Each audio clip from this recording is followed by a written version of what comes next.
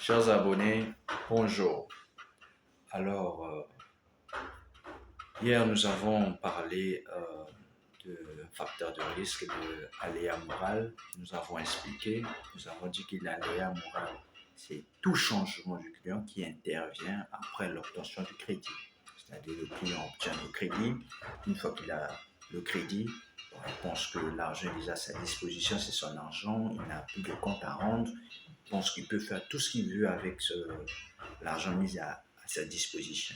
On expliquait que ça aussi, c'est un facteur de risque parce que si le client pense qu'il va investir dans un domaine, dans un autre domaine, ça peut créer un problème aussi. Voilà. Il y a une forte probabilité qu'il y ait des difficultés à rembourser ce crédit-là.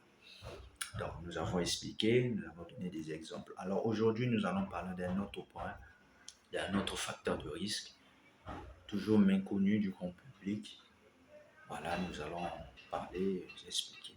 Donc, vous connaissez comment ça se passe, vous voyez, lorsque on est des hommes, un homme, par exemple, lorsqu'il est intéressé par une dame, une demoiselle, qu'est-ce qu'il fait lorsqu'il veut attirer l'attention, il veut gagner la confiance de la dame, il va montrer son côté positif. Vous voyez, il va cacher le côté sombre.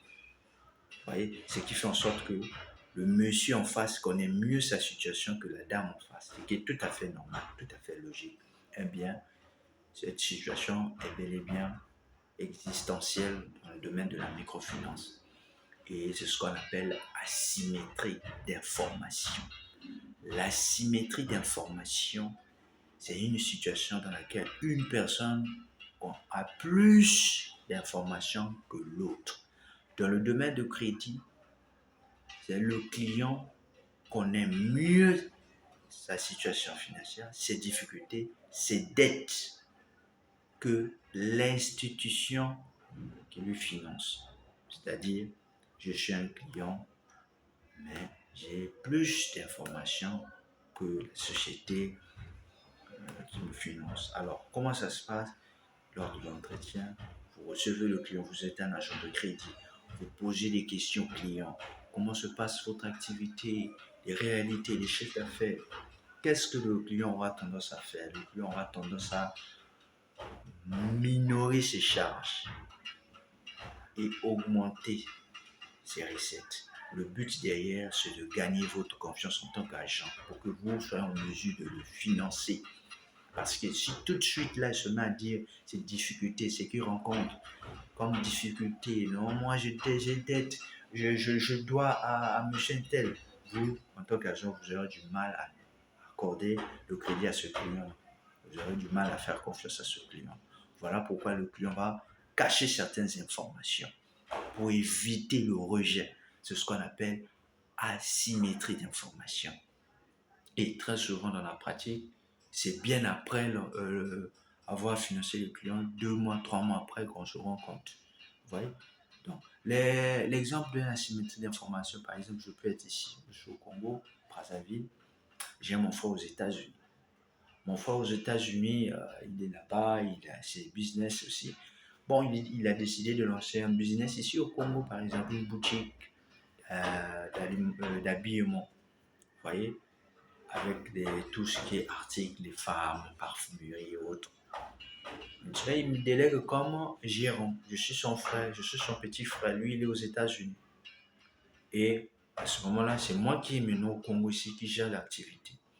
Et moi, en tant que gérant, je décide de financer un crédit.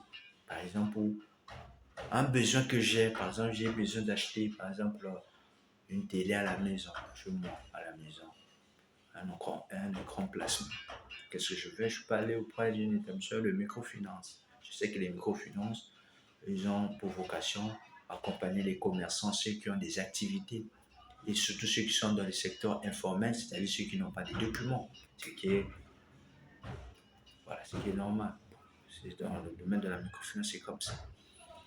Et qu'est-ce que je fais? Je sollicite par exemple un crédit de 500 000.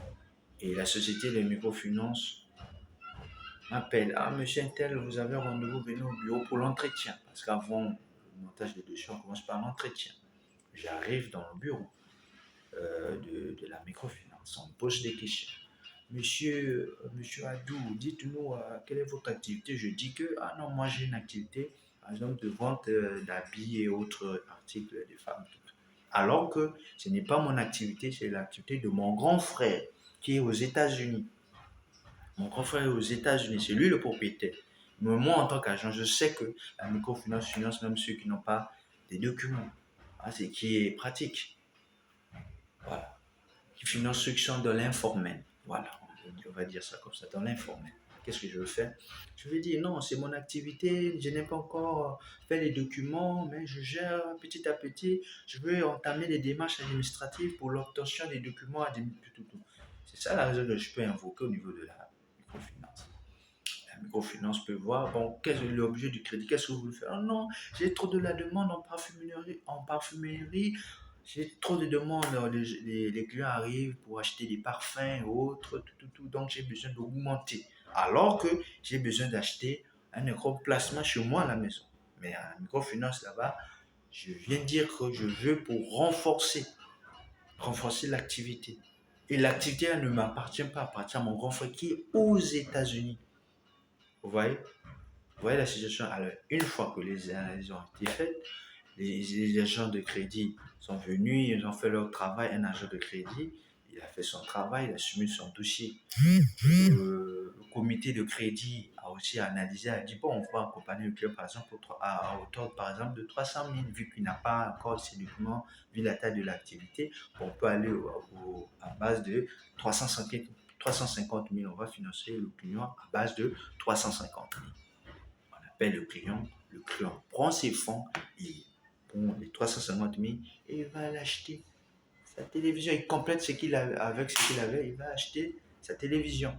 Vous voyez, dans ce cas-là, il y a la symétrie d'information. La symétrie d'information, le client a caché premièrement, l'activité ne lui appartenait pas. C'est pas mon activité, c'est pas son activité, mon activité.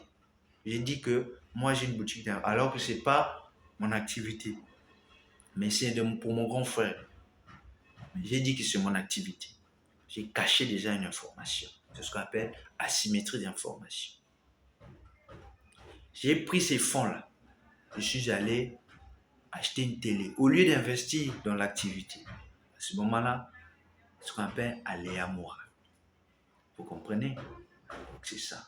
Et pour éviter l'asymétrie d'information, il faut procéder par le recoupement. Il faut comparer les informations que le client est en train de vous donner des informations lui concernant. J'ai telle activité, je me provisionne 3 fois par semaine, tout ce qu'il dit là. Vous prenez ces informations-là. Quand vous descendez sur le terrain, vous faites ce qu'on appelle le recouplement. Vous allez comparer ces informations-là pour voir la cohérence des informations. Parce que si vous financez avec des informations incomplètes, ben à la fin, 2 mois, 3 mois, vous allez avoir des soucis, vous allez avoir des problèmes. Ouais. Il y a des cas souvent qui existent. Parfois, le client doit, le logeur, 3 mois, 4 mois, il n'a pas payé le local là où l'activité est exercée. Mais le client vous dit que je ne dois pas, alors qu'il doit le logeur. Vous financez ce client comme ça. 2 mois, 3 mois, le logeur vient déclarer, ah, mon papa, ça fait 3 mois, vous ne payez pas, il faut libérer le lieu. Alors là, vous êtes en difficulté en tant que microfinance, puisque lui, il doit maintenant chercher d'abord à combler d'abord le trou du local, il cherche encore à vous payer. Vous voyez? Ça, c'est ça les facteurs. Donc, je vous ai dit, ce que je veux que vous reteniez, c'est ça. Dans le domaine de la microfinance, il y a ce qui existe, ce qu'on appelle la symétrie d'information. C'est un facteur de risque. Asymétrie d'information. C'est lorsque le client cache certaines informations.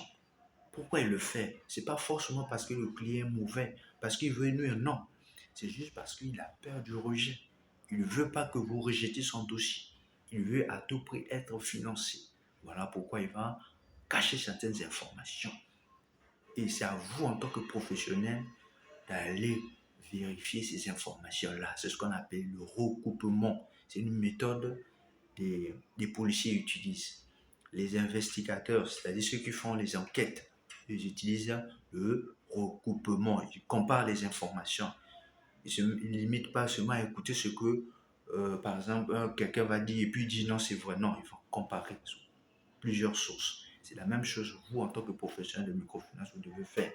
Si vous ne le faites pas, ça va fausser premièrement les analyses. Vous allez être même vous allez arriver à surévaluer l'activité du client ou à financer un client qui est déjà en situation d'endettement croisé. L'endettement croisé, c'est lorsque le client, par exemple, a plusieurs dettes dans plusieurs structures, institutions financières. Par exemple, il a une dette il a une dette, par exemple, dans l'institution A, il a encore une dette dans l'institution C, et il va encore aller solliciter un crédit dans l'institution C. Vous voyez, ça se rappelle l'endettement croisé. Donc, pour éviter cela, il faut procéder par le recoupement. Et on a dit que le recoupement, on a dit que la symétrie d'information, je viens de vous donner l'exemple. Vous voyez, donc vous devez analyser cela un peu, mettre cela en pratique, ça va vous aider, ça va vous permettre de bien comprendre le métier auquel vous fonctionnez. Hein. Parce que l'institution prend parfois des décisions avec des informations incomplètes. Et là, ça augmente le risque de défaut. Vous voyez le cas d'un client qui n'est pas propriétaire, il est que gérant, mais lui, il va dire que c'est son activité. Mais parce qu'il n'a pas le document, il n'y a rien. C'est ça la manifestation de, de l'asymétrie d'information. L'asymétrie d'information se manifeste de cette manière. L'absence de documents administratifs, l'absence de cahier de recettes. Vous voyez, manque de suivi.